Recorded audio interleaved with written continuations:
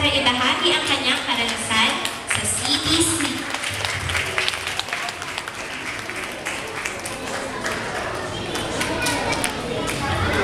Magandang hapon po sa inyong lahat. Ako po si Una Bilhani Ay Villano mula sa 5th class. Masaya po ako dahil magkakasama po tayo lahat ngayon. Pero malungkot din dahil magpapaalam din po ako sa CBC. Umasa po sa CBC nung 6 na buwan pa lang ako. Nung kami naging best friends nila Sandra at Pina. At Akemi. Maraming natutunan sa CBC. Ang alpabeto, numbers, kanta, pero tinuruan din ako makipagkaibigan, magbigay sa iba, at laging gawin ang tama. At ngayong aalis na ako, ay lagi ko maaalala ang playground, meeting area, dramatic play area, math and science area, blocks area, reading and writing area, at art area. At maaalala ko rin ang karaoke, taho, ice cream, at fishbowl.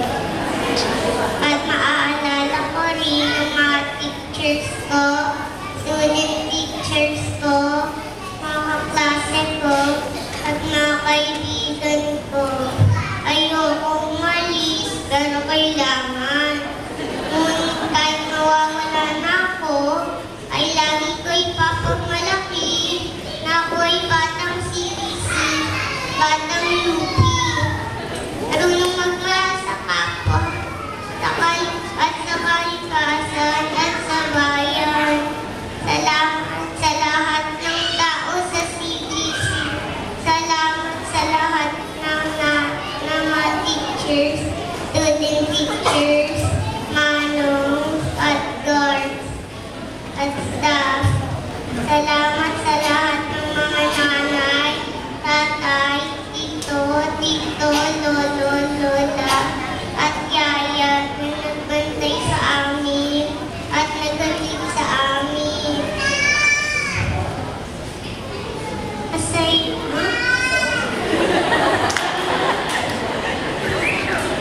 Kaya Teacher Louie, Teacher Pauline, Teacher Ed, Teacher Joy, Teacher Barbie. Maraming salamat po. At kay Teacher Marta, Teacher Ayn, Teacher Paul, Teacher Jazz, at sa buong 5th class, mahal kayo. Ngunit kahit aalis na ako, ay lagi ko ipapagpapnaan. Lagi kayo nandito sa puso ko. Paalam CBC, mahal nyo ka.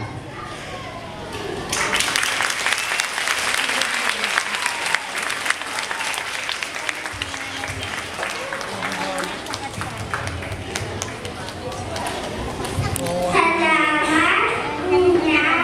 Tama ang iyong sinabi. Sadyang mamimiss natin ang CBC.